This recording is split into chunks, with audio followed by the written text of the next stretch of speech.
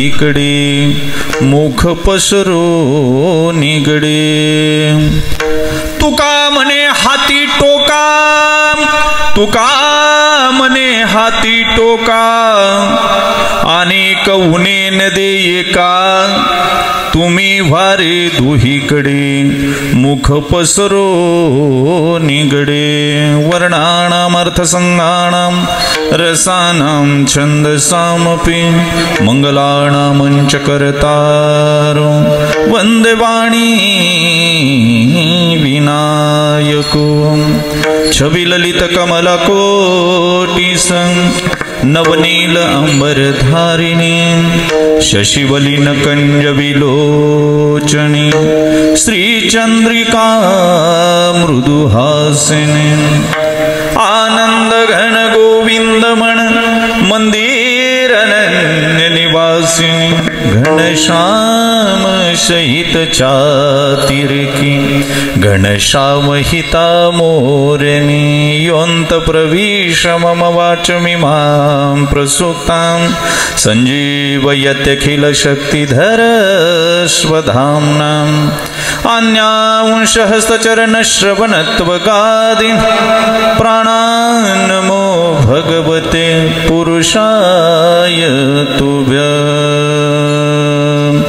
वचन ऐका कमलापते, गंगापुरी रम्य सिंहस्तनस्थं पदं भोजतेजं स्फुरदिक्प्रदेशं। विधीन्द्रादिदेवे सदा स्तूयमानं, समाधिस्थमूर्तिं भज ज्ञानदेवम्। ॐ नमो ज्ञानेश्वराय, ॐ नमो ज्ञानेश्वराय, ॐ नमो ज्ञानेश्वराय, ॐ नमो ज्ञानेश्वराय, ॐ नमो ज्ञानेश्वराय, ॐ नमो ज्ञानेश्वराय, ॐ नमो ज्ञानेश्वराय, ॐ नमो ज्ञानेश्वराय, ॐ नमो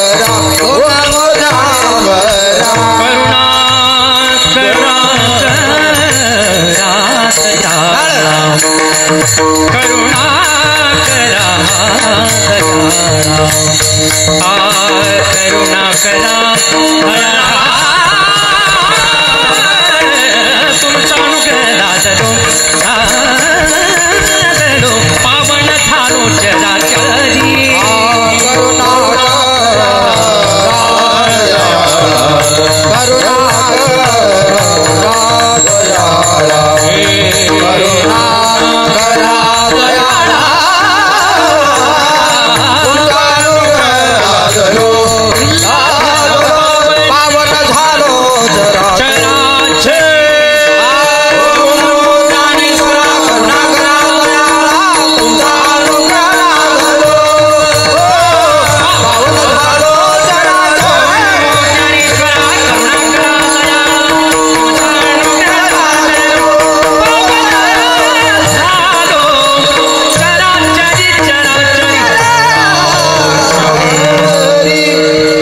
सद्गुरु तुकया ज्ञानदीपा, नमो सद्गुरु सच्चिदानंद रूपा, नमो सद्गुरु भक्त कल्याण मूर्ति, नमो सद्गुरु भास्करा पूर्ण कीर्ति। तुकाराम तुकाराम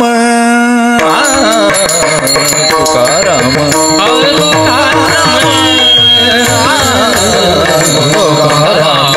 तुकाराम तुकाराम तुकाराम तुकाराम तुकाराम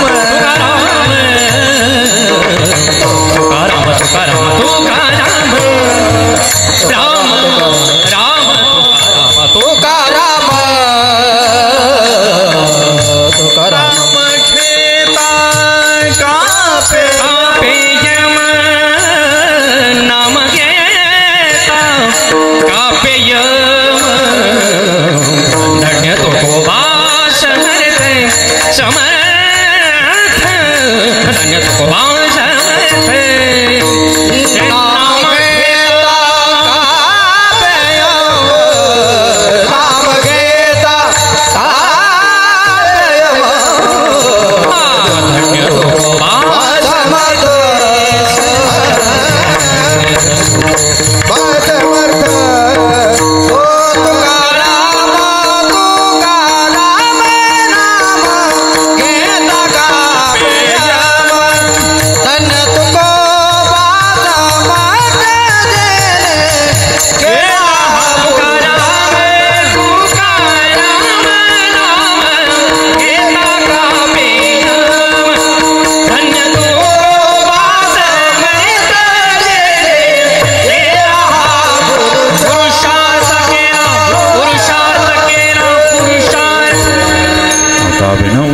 विलासिनी जे चातुर्यार्थ कला कामिनी ती श्री शारदा विश्वमोहिनी नमिली मजरदयी श्री गुरु जिने तारिला हा संसार पुरो म्हणून विशेष त्यादरुविकावरी माझी वाणी तुझे वर्णी गुणनाम आयशे देई प्रेम काही का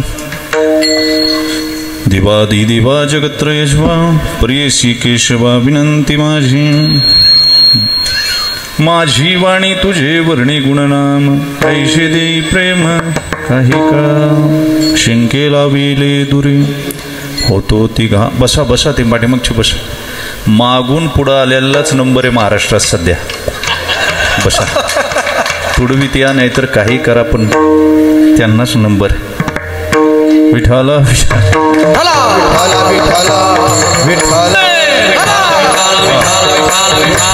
शिंकेला बेले दुरी होतो तिघांचे मीवरी तुम्ही वारे दोहीकडे मुख पसरू निगडे वाहती त्या धारा घ्या रे दोहीच्या कोपरा तुम्ही वारे दोहीकडे मुख पसरो निगडे तुका म्हणे हाती टोका अधिक उने नेदी एका तुम्ही वारे दोहीकडे मुख पसरो निगडे इंद्रायणीच्या काठावर ज्यांचा कर्मयोग फुलला 700 श्लोकांवर 9000 ओव्या लिहिल्या आईच्या अंतकरणानं अमृताचा वर्षाव केला महाराष्ट्र अमृतामध्ये न्हावून काढला ज्ञानेश्वरी लिहून पूर्ण झाली अमृतानुभवाला पूर्णविराम मिळाला चांगदेव 65 गळ्यात उतरली हरिपाठ वारकऱ्याच्या कंठामध्ये गुंजराव करू लागला त्याचे तरंग इंद्राणीच्या पाण्यावर उमटले नभांगणातून उद्घोष झाला हरिमुखी म्हणा पुण्याची गणना कोण करी वारकऱ्याच्या मुखार विंदातून तुलसी दला प्रमाण पत्र बाहेर पडली आणि ज्ञानोबराच्या चेहऱ्यावर आनंदाची ललकार उमटली दादा रे अवतार संपवा वाटतो ज्ञानराजा काम संपलं बाबा संपलं दादा वघेची त्रैलोक्य आनंदाची आता चरणी जगन्नाथा चित्त ठेले ज्ञानोबरायनं समाधीला प्रयाण करण्याची वेळ झाली एक बाहू विश्वनियंत्या पंढरीश परमात्म्यानं धरला दुसरा बाहू सद्गुरूपी दादानं धरला ज्ञानोबराय विवरात उतरले ढवळा नंदी सरकवला आणि निवृत्ती दादाच्या डोळ्यात अश्रूचं थैमान दाटलं दगड सरकवला महाराष्ट्रामध्ये अंधकार झाला काहीशे वर्ष महाराष्ट्र अंधारात आंधळ्यासारखा चाचपडत राहिला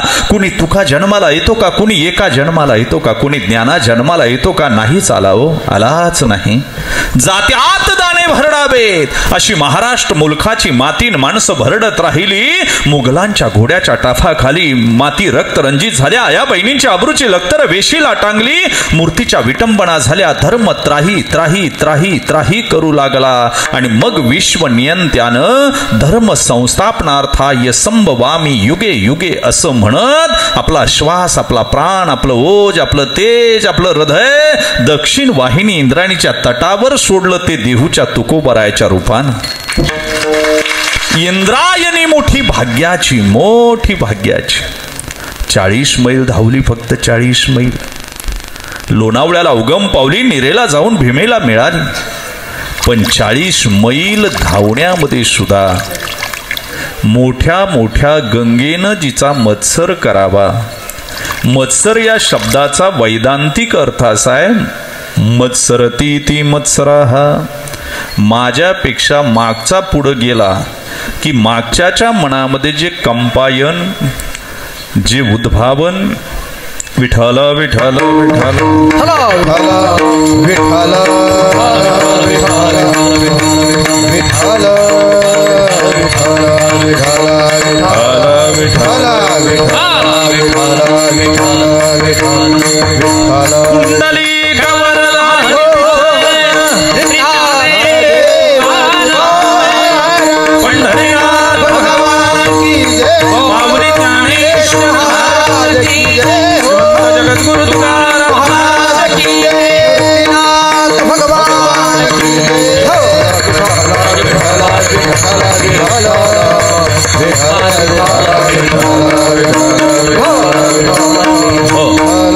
ऐका ऐका राहू दे आता, बस बस बस आता. नाही हार आणले तरी चालतील, काही घालू नका मला, आणि देवालाही घालू नका. तुमच्या फुलाची गरज नाही त्याला. बसा तुम्ही आता, चिंतन नीट ऐका अर्धा एक तास.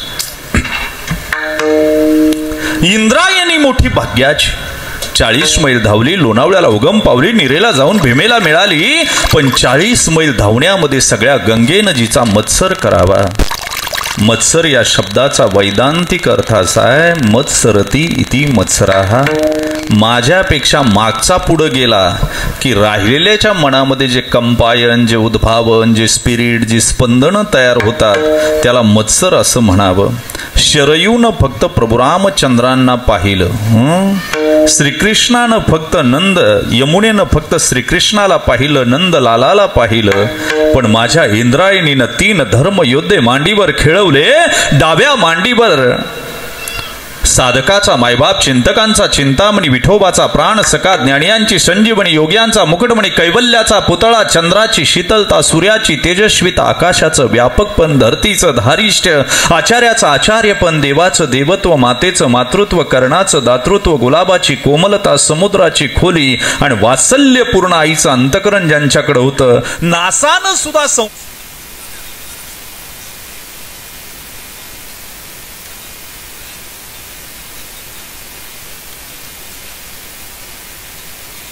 आपापेक्षा जास्त लढाया ज्यानं केल्या, 140 लढाया केल्या, पण एकही लढाई कधी हरला नाही. एका पायावर घोडा वळवणारा विश्वामध्ये एकमेव योद्धा झाला. वयाच्या 13व्या वर्षी ज्याला 16 भाषा येत होत्या, हिंदी, इंग्रजी, हिब्रू, पाली, संस्कृत, मराठी, डच, पोर्तुगीज, आम्ल, अरे सगळ्यांवर कमांड ज्यानं ठेवली. वयाच्या 13व्या वर्षी ज्यानं 2 ग्रंथ लिहिले, आजही विद्वानांच्या बुद्धीला पागल करतात ते ग्रंथ, नखशिकांत आणि बुद्धभूषण.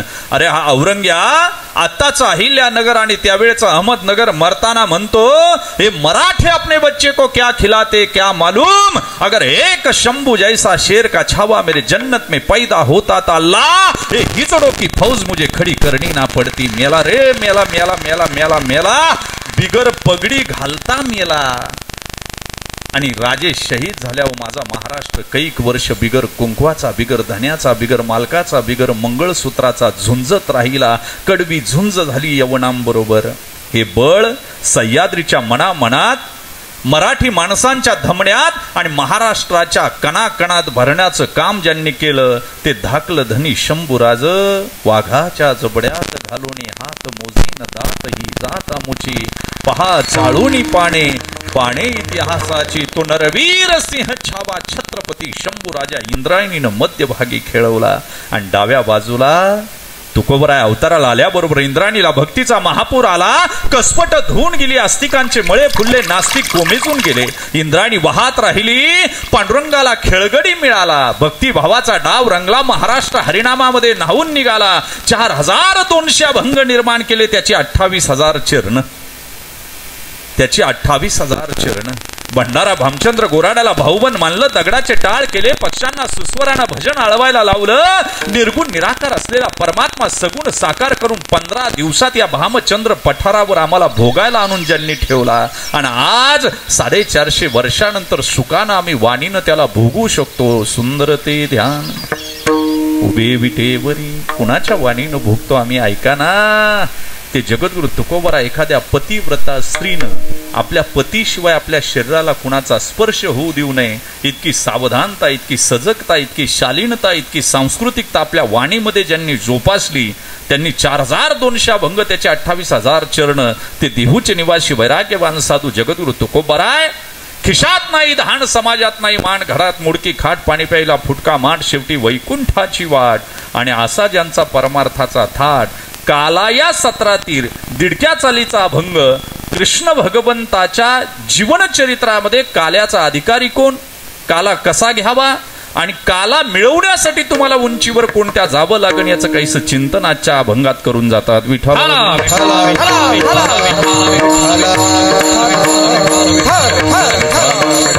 सामान्य उपदेश याला म्हणावं, काही अडचण नाही. हे सामान्य उपदेश मूळ आजार जसाच्या तसा शिल्लक आहे बरं का. ऐका, काळ बदलला नाही. लाओत्से नावाचा चिनी फिलॉसॉफर आहे. त्या लाओत्सेला अभ्यासा. लाओत्से म्हणतो काळही काल तसाच होता, आजही तसाच आणि उद्या तसाच राहणार आहे. काळ बदलत नाही, व्यक्ती रेखा बदलतात आणि भौगोलिक परिस्थिती बदलते. काय म्हणतो लाओत्से? ऐका, काळ बदलत नाही. आता यांनी शिवपुराण सांगितलं. मी म्हटलं इंजेक्शन देणारा व्यवस्थित पाहिजे बरं का, नाहीतर अवघड परिस्थिती.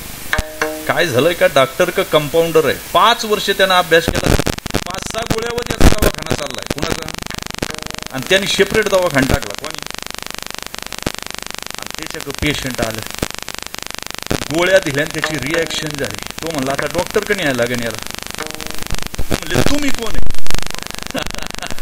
तो म्हणला मी डॉक्टर नाही, मी कंपाऊंडर आहे. कोण आहे? कंपाऊंडर. याला डॉक्टर कडे यावं लागेल. अरे ओरिजिनल डॉक्टर ते. आता शिवपुराण मी सकाळी ऐकलं त्या प्रदीप मिश्रांचं, मला कीव आली त्यांच्या बुद्धीची. हो कीव आली. 90% उपाय त्यांच्या डोक्यातली, 10% फक्त श्लोकाला धरून असतील ते. आणि काळ बदलत नाही. मगाशी बोललो तुम्ही ते चंचूला ते सांगितलं असं काय, मला सांगा, त्रेतायुगात द्वापार युगात सुद्धा लिहिलेलं आहे पाप करू नका, व्यभिचार करू नका, मद्यपान करू नका. याचा अर्थ द्वापार युगात सुद्धा पाप, सत्ययुगात सुद्धा पाप होत होतं, चोरी होत होती, व्यभिचार होत होता. बदललं काहीच नाही, व्यक्तिरेखा बदलल्या. काय झाल्यात? भौगोलिक परिस्थिती तीच आहे. हा मार्क्स नावाचा फिलॉसॉफर सांगतो हिटलर लहान होता तेव्हा जर मेला असता तर त्याच्या आईनं किती दुःख व्यक्त केलं असतं. म्हणली माझा पोटचा गोळा गेला. ऐका ना, पण तोच हिटलर मोठा झाला, गॅस चेंबरमध्ये लोक दाबून मारली, त्यावेळेस जर त्याची आई असती तर काय म्हणली असती? याच वेळेस मेला असता तर. बदलत काहीच नाही, काळ बदलत नाही, व्यक्ती रेखा बदलतात. विठ्ठला विठ्ठल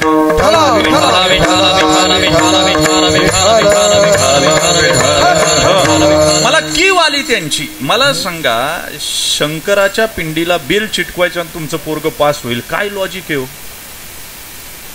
एक लोटा जल सब समस्या का हाल.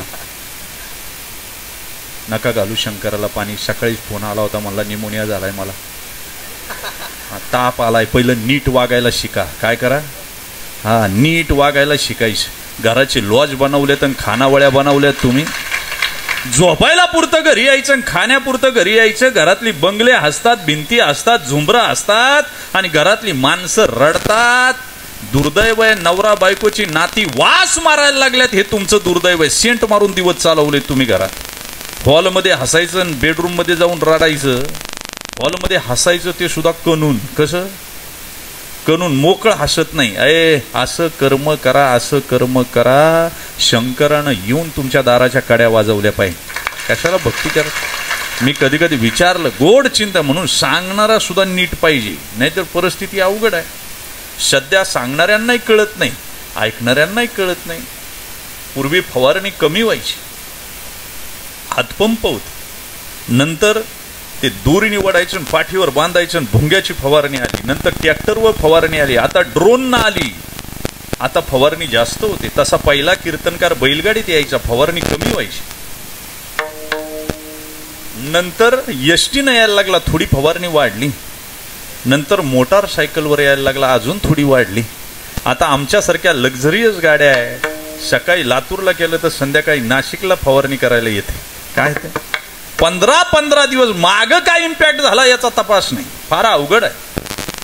15 दिवस एक कीर्तनकार फिरला ना, अजून 10 दिवस कीर्तन आहे. त्यानं घरी आई बायकोला आणि पोरांना पत्र लिहिलं, मला अजून 10 दिवस लागतील यायला, घर नीट सांभाळा. बरं का? पत्र पॅक केलं. ज्या गावात संध्याकाळी कीर्तन आहे टपाल पेटीत टाकायला निघाला, आणि काही पोरं खेळत होती. त्यांना विचारलं, राजा इथं पोस्ट ऑफिस कुठं आहे? ते पोरग ॲडव्हान्स टेक्नॉलॉजीचं होतं जरा. त्यानं पाहिलं, म्हणलं तुम्ही कोण? म्हणलं मी आजचा कीर्तनकार आहे. तुमच्या गावात जो सप्ताह चालू आहे ना, त्याच्यामध्ये आज संध्याकाळी माझं कीर्तन आहे. ते म्हणले आजच्या कीर्तनात तुम्ही सांगणार काय? तो म्हणला मी मोक्षाला जाण्याचा मार्ग सांगणार. ते पोरग त्याच्या तोंडाक पाहून हसायला लागलं. म्हणला तुम्हाला पोस्ट ऑफिसला जायचा मार्ग माहिती नाही?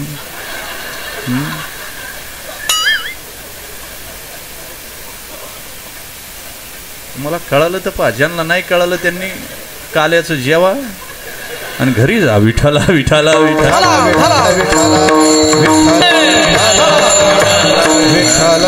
ऐका, सामान्य उपदेश सगळेच करतात. सामान्य उपदेशाचं चिंतन करू गेलो तर आज काला प्रकरणातला दिडक्या चालीचा हा अभंग जरी असला तर काला कशाला म्हणायचं? काल्याचे 3 विशेषत्व आहे. ऐका, काला म्हणजे मिलन, काला म्हणजे जीवशिव ऐक्य, काला म्हणजे ब्रह्म आणि जीवाचं मिलन. ऐका, पहिलं मिलन सांगितलं. ज्ञानोबराय वर्णन करतात, जीव परमात्मा दोन्ही बैसोनी ऐक्य असनी, जजा जयाचे हृदय सिंहासनी विराजती. मायबाप पुढं हृदयामध्ये देव आणि जीव एकत्र राहिला पाहिजे, याचं नाव काला.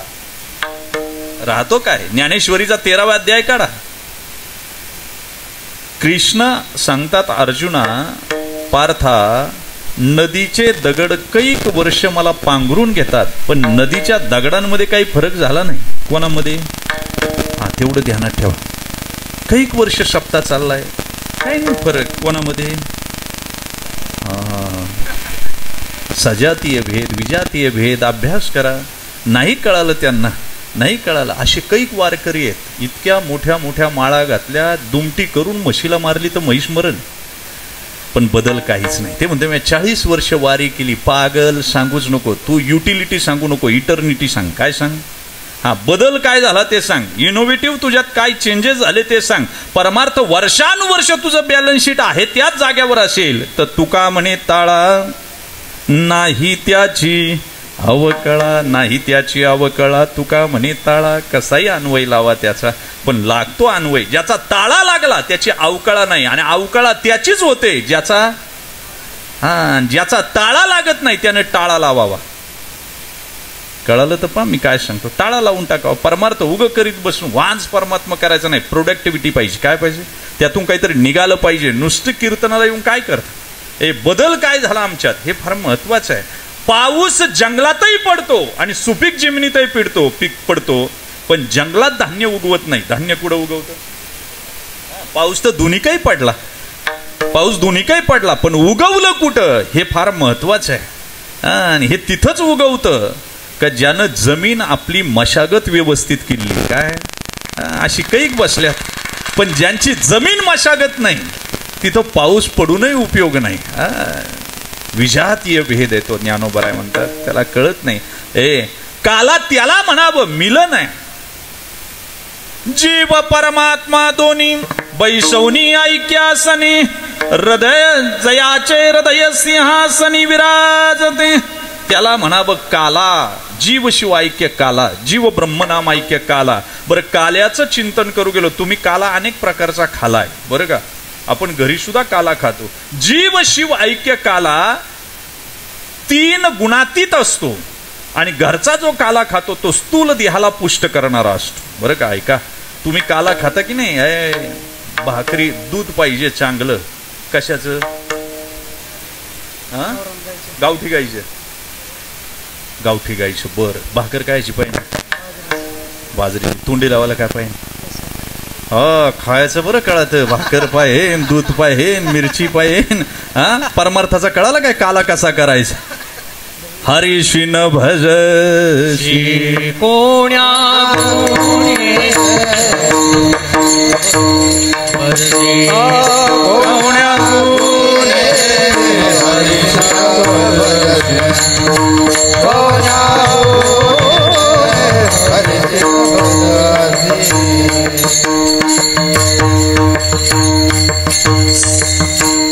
सायासी करसी प्रपंच दिननिशी, हरीशी न भजशी कवण्या गुणे. ऐका ना, तुम्ही इकडे लक्ष द्या.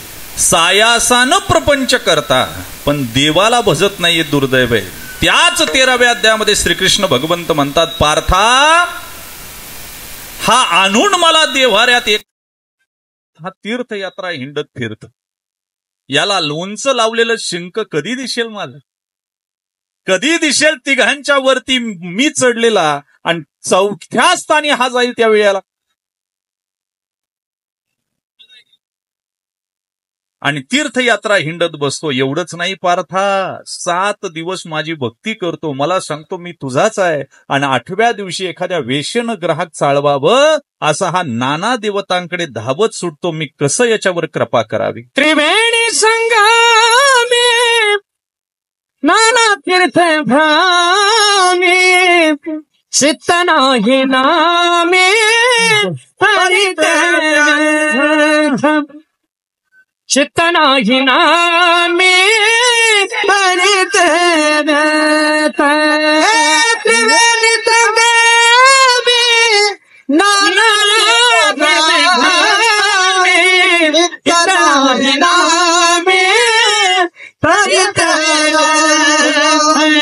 चित्त नाही नामे हरित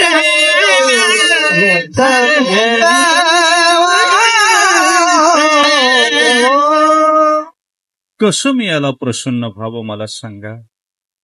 बरीच लोक मला भेटत राहतात, त्यांना लांब लावलेलं शंख दिसत नाही, कंठी धरलेला कृष्णमणी कळत नाही. किती दुर्दैव आहे. आणि मग मात्र भक्ती करायला निघतात. सांगू का, माझ्या पुढे आज माझ्या माता भगिनी खूप आहे. ज्या ताईकडं बौद्धिक क्षमता आहे ना, जिच्याकडं IQ लेवल आहे ना, जिच्याकडं सांस्कृतिकता तिनं रक्तात भिनवली आहे ना, ती लेकरांवर चांगले संस्कार करेल, नवऱ्याला जीव लावील, ऐका बरं, घराचा स्वर्ग करेल. पण जिच्याकडं बुद्ध्यांकच नाही ती अंग प्रदर्शन करते. काय करते?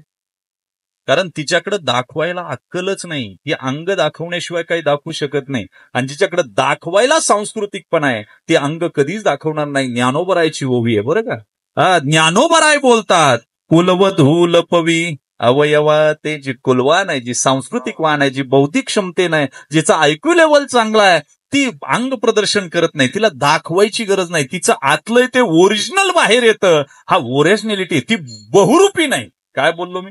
ती बहुरूपी नाही, जशी आहे तशी प्रेझेंट होते आणि ईश्वराला शरण जाते. अंतरीचे भवे स्वभावे बाहेर धरिता ही पर्यावरेणा धरिता ही पर्यावरेणा अंतरीचे धावे स्वभावे बाहेर धरिता ही पर्यावरेणा धरिता ही पर्यावरेणा.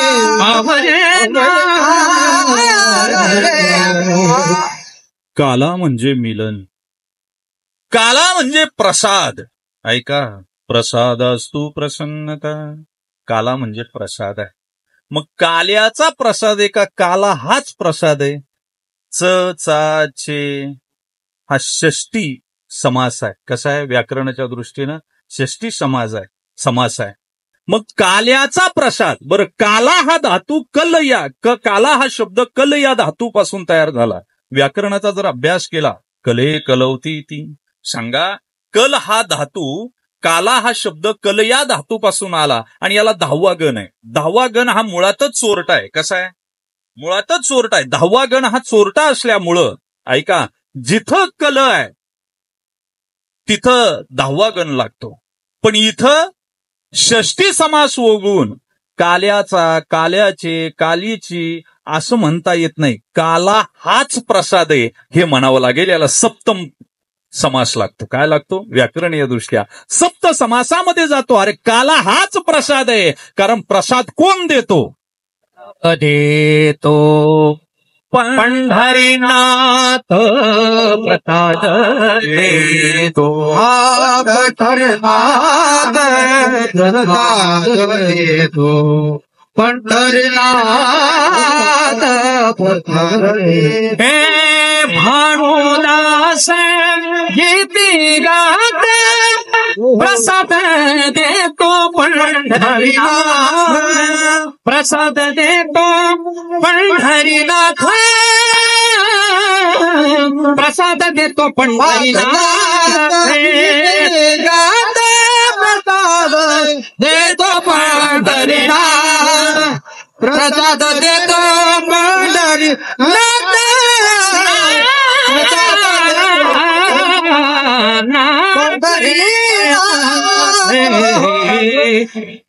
व्हाल कोण कोण अधिकारी त्याशी हरी देईल. कुणाला देईल? अधिकारी झाला तर हरी देईल. कोणी येईल? आणि शेवाळे महाराज तुम्ही 9ला कीर्तन चालू करणार होते, 10ला केलं, द्या बरं मला मेहुणीच्या पोराचं लग्न आहे आज जायचे, द्या बरं काला. दुसरा येईल म्हणला मेहुणीच्या पोराचं लग्न नाही, मला मुलीचं मेहुणीच्या लग्न जमवायला जायचे, द्या बरं काला. तिसरा येईल म्हणेल महाराज मला लग्न लावायलाही जायचं नाही, जमवायलाही जायचं नाही, गावात ज्यांची जमल्यात शबाश, द्या बरं काला. काला इतक्या घाईनं देता येत नाही. जेवढं साधन मोठं तेवढा अधिकारी उच्चतम लेवलचा लागतो, त्यावेळी हातात काला येतो. बरं असा येत नाही. आजादवाद आहे, विवर्तवाद आहे, आरंभवाद आहे, परिणामवाद आहे, दृष्टीसृष्टीवाद आहे, खंडन मंडनवाद आहे, इतक्या लवकर येत नाही. ऐका, मला सांगायचा हेतू एवढाच आहे की जेवढं साधन मोठं तेवढा अधिकारी मोठा. ऐका ना, मग प्रसादास्तु प्रसन्नता सप्तम समासामध्ये गेला, सप्तमी लागली का काला हाच प्रसाद होतो. काय होतं मग तिथं षष्टी लावता येत नाही, हा काल्याचा प्रसाद आहे असं म्हणता येत नाही. हे काल्याचं कीर्तन आहे असं म्हणता येत नाही. काल्याचं कीर्तन हेच श्रीकृष्णाचं चरित्र आहे. काय? सप्तमी पुरुष लागला त्याला. काय लागला? याच्यात कलधातूपासून काला जरी चालू झाला तर त्याच्यामध्ये 10वा गण हा चोरटा असल्यामुळे तो मुळातच चोरटा आहे, त्याचा स्वभावच चोरटा आहे. पण मूळ पुरुष काय? मूळ परमात्मा हाच काल्याचा प्रसाद आहे. आणि जो प्रसाद ग्रहण करील, प्रसादासु प्रसन्नता, प्रसन्नता पाहिजे. मोबाईल स्मार्ट वापरल्यानं माणूस कधी स्मार्ट होत नाही. ज्याचा चेहरा स्मार्ट आहे, ज्याचं अंतकरण शुद्ध आहे, ज्याच्या चेहऱ्यावर तेज आहे आणि ज्याचे चारित्र्य संपन्न आहे, तो माणूस खरा स्मार्ट आहे. वाक्य ध्यानात. उघड टीव्ही झाल्यासारखे चेहरे आहेत लोकांचे.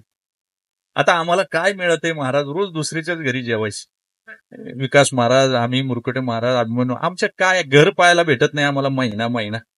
पंकजी महाराज 7 दिवस इथंच राहिले असतील. गेल्या वर्षी 28 कथा केल्या मी. 28 गुणिले 7 महाराज करा. घरी जायला नाही भेटलं मला. आणि बाकी जवळची कीर्तनं, म्हणजे गेल्या वर्षी माझे कार्यक्रम इतके केले का मला या वर्षी वाटायला लागलं बास, आता थोडं थांबून घ्यावं. काय होतंय, तुम्हाला सोपं वाटतंय ऐकायला, बेजारी किती होते ना ते कीर्तनकाराला माहिती आहे. गड्या कीर्तनकाराला माहिती आहे. ऐका काय मिळतंय. पण आळंदीमध्ये माऊलीच्या जवळ मधुकरी खाली ना, आळंदीचे दगडी जरी खाले तरी तेज इंचे राव. काय बोललो, बाकी तर लांबची गोष्ट. आमच्या तेजाकडे पाहून करोडपती जळतात. आत्ता सुद्धा करोडपती जळतात. त्याला वाटते आपण फिक याच्या पुढे. काय, मी यमेला कॉलेजला होतो ना महाराज, पुण्यामध्ये विद्यापीठात, मी धोतर घालून जायचं. सगळी पोरं पुरी माया गपायची, जळायची ती. आणि तुम्हाला आता एअरपोर्टला मी गेलो ना, कार्यक्रमाला निघालो ना, ती टाय बी घातलेली माया गपात असतात. हे कसं काय इकडं आलं? अरे का एअरपोर्ट तुमच्या बापाचं आहे? आमच्या मालकाची संपत्ती आहे ती ही त्रिभुवनी. आम्ही वैभवाचे धनी, हाती आला घावडाव, आमुचा माय बाप देव. तीही त्रिभुवनात माझ्या बापाची आणि तुम्हाला एक सांगू का, मी मानव पंथावर बोललो होतो बरं का, वाईट काहीच बोललो नाही. चक्रधर स्वामींच्या बाजूने बोललो होतो. आणि मी तसा अभ्यास करत राहतो. माझ्याकडे एवढी पुस्तकं आहेत आणि वाचत राहतो सारखा, वाचन. त्याच्यातच मन रमवत. चक्रधर स्वामींवर मी बोलताना असं बोललो होतो, चक्रधर स्वामींनी परमात्म्याची एवढी भक्ती केली त्या देवाचं सौंदर्य त्यांच्यात आलं. काय आलं? देवाचं सौंदर्य त्यांच्यात आलं. आणि इतके सौंदर्यवान दिसायला लागले, रस्त्यानं चालल्या तरी स्त्रिया आरक्त व्हायला लागल्या. काय झाल्या? आणि समाज कंटकांना पाहावलं नाही, त्यांची हत्या केली. जे मी बोललो होतो. आणि मला अनेक फोन आले मानव पंथात. ते म्हणले तुम्हाला काय माहिती? म्हणलं जे मला माहिती आहे ना ते तुम्हाला माहिती नाही. मी वकील आहे, फक्त तिकडं काम नाही म्हणून इकडे. पुढं मी तसा पागल आहे. म्हणजे तुम्हाला सांगू का, कठीण परिस्थिती आहे. आमच्या बापाची संपत्ती आहे सौंदर्य. काय ऐश्वर्य आमच्या बापाची संपत्ती आहे. त्या अंगठ्या, ही ब्रासलेट आम्ही का घाललो? आमच्या बापाची संपत्ती, ऐश्वर्यवान आहे आमचा बाप. कृष्ण ऐश्वर्यात राहिला, त्यानं सांगितलं नाही तुम्ही दुःखात राहा. अरे सगळं सुटत गेलं. लहानपणी आईबाप सुटले, यशोदा नंद बाबा सुटले, मित्र सुटले, राधा सुटली, गवळणी सुटल्या. द्वारकेत गेला, द्वारका सुटली, यादव कुळ सुटलं तरी चेहऱ्यावर हसत राहिला हा आमचा बाप आहे. कृष्णाकडून आम्ही काय घ्यावं? आम्हाला काहीतरी चिंतन कळालं पाहिजे. संकट किती येऊ द्या, आम्ही हसत राहिलं पाहिजे. आम्ही दळभद्री आहेत, आम्हाला हसणं गेलेलं आहे. स्माईल. बरं, हसण्यावर काही जीएसटी आहे का, टॅक्स आहे का, लाईट बिल आहे सांगा बरं. अरे म्हातारं जरी हसलं ना तरी ते असं प्रसन्न दिसतं तरुण पोरासारखं. तरुण पोर का हसलं नाही ना ते बुड्यासारखं दिसतं. फोडली गोवरी तैसे तिचे तोंडावरी, हा तैसे तिचे तोंडावरी, तैसे तिचे फोडली गोवरी तैसा तिचे तोंडावरी, तैसा तिचे तोंडावरी, तैसा तिचे तोंडावरी होणार. ऐका, सावध होऊन ऐका. चिंतन फार गोड आहे. प्रसन्नता कोणाकडे? अरे लहान लहान लेकरांना प्रसन्नता दिली ना त्यानं. जरा पुराण वाचून पहा. पाहे श्री शंभूची प्रसन्नता, जेने उपमन्यूच्या अर्थता. शिराब्दीची भात वाटी सुद्धा त्याला दिली. काय दिली? पाहे दूध मागितल्यासाठी. अख्खा शिराब्दी दिला एखाद्या चिरगुटासारखा. देऊन टाकला एखाद्या लहान पोराला. शिराब्दी भव्य, पण दिला ना. दुसरं उदाहरण प्रसन्नतेचं. नारदाची ऐकोनी बोटी, त्याने गर्भी मज मारिली मिठी. तो जन्मला कया दुपोटी. भक्त प्रल्हाद, त्याचं नाव काय? प्रल्हाद जन्मला. मला सांगा ना, प्रसन्नता. एक भागवतातली ओवी आहे. अनेकांना प्रसन्नता आली. ध्रुवाला वरती नेऊन बसवलं आढळ पदावर.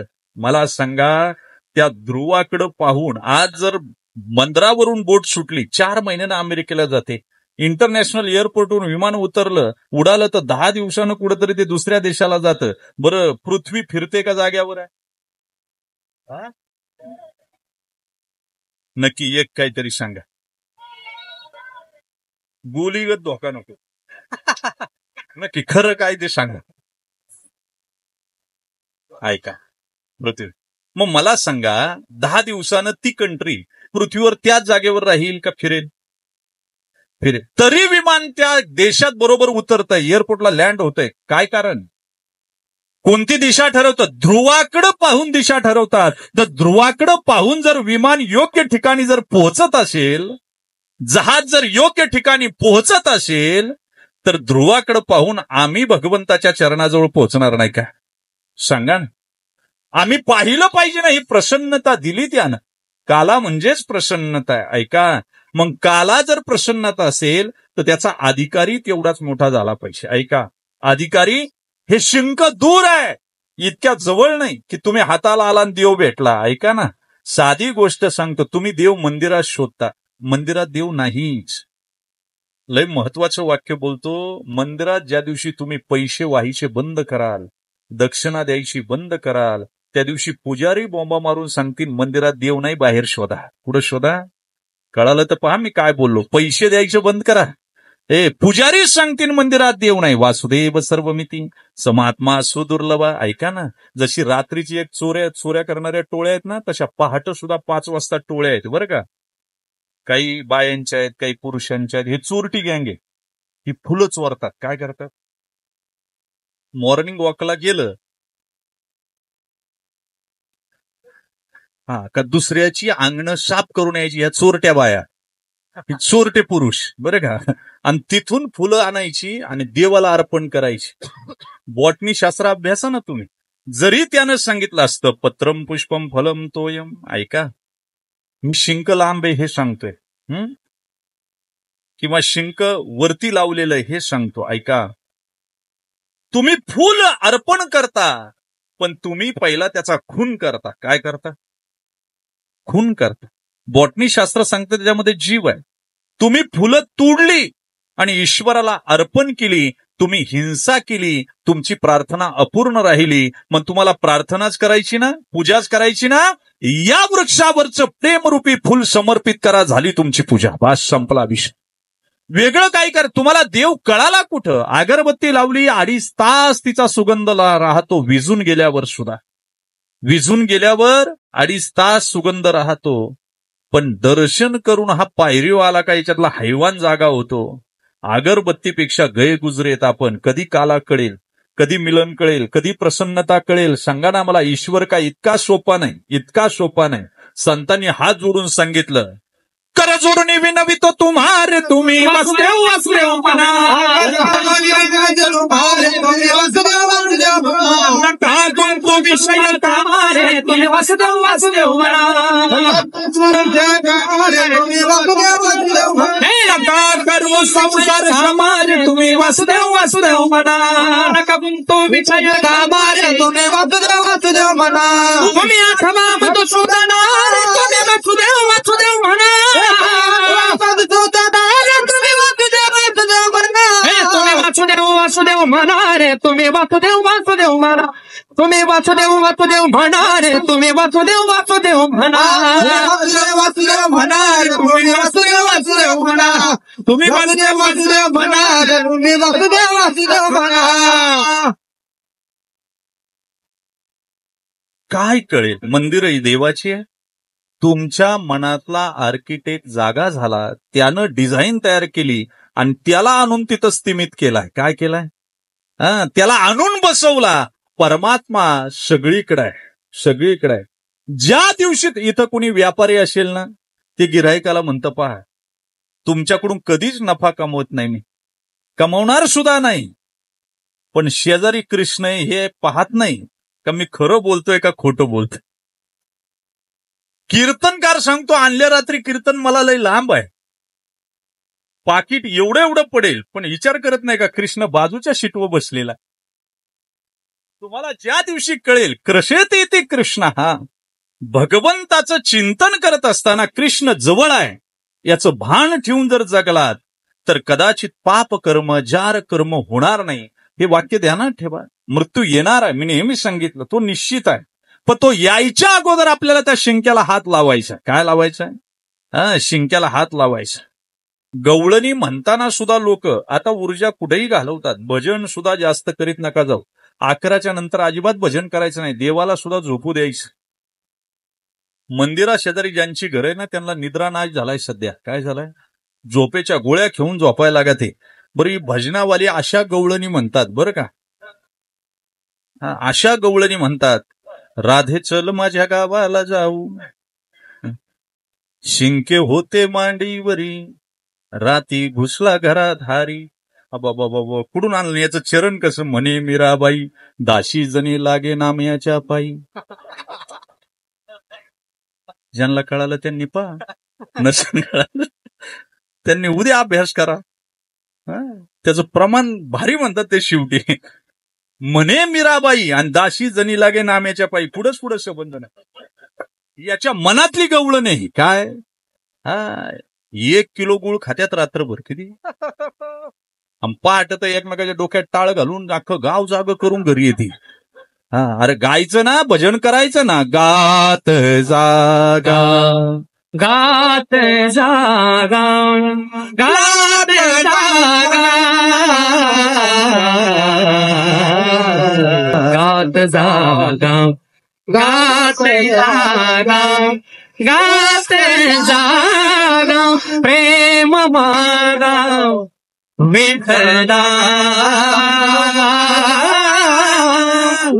प्रेम लागा विठला विठला गात जागा गात जागा गात जागा गात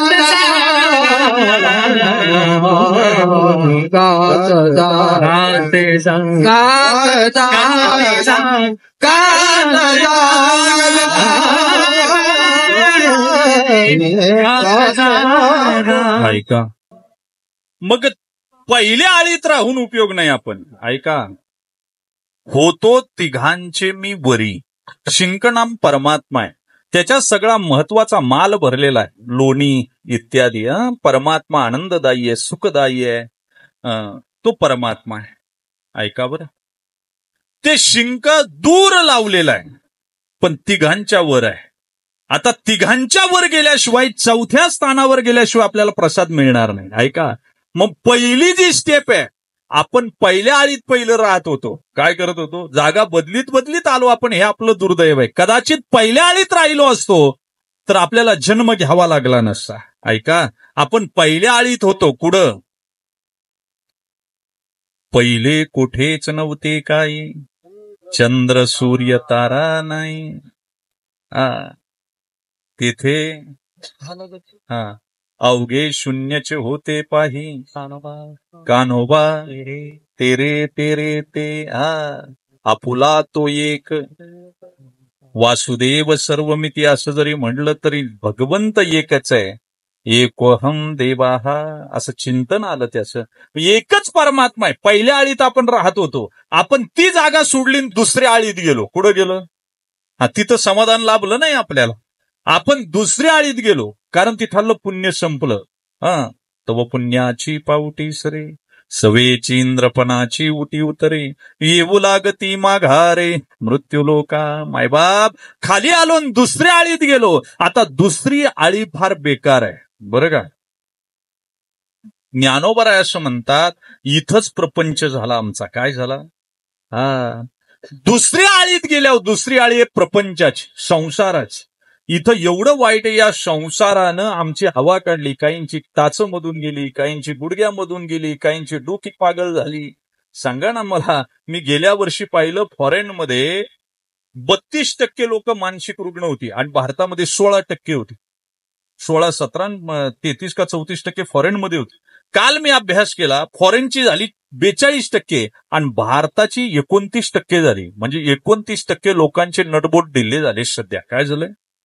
नटबोट ढिल्ले आहेत. यांना अजून अध्यात्म कसं साधायचं हे कळालेलं नाही. दुसरी आळी प्रपंचाची आहे. बरं, प्रपंच दुःखमूळ आहे. हे झाड शिनसाळ शिन करणार आहे. कसं आहे? ऊर्ध्वमूल मदशाक अश्वत्थम प्रावृव्यम छंदांशेष पर्णानी यष्टम वेद वेद.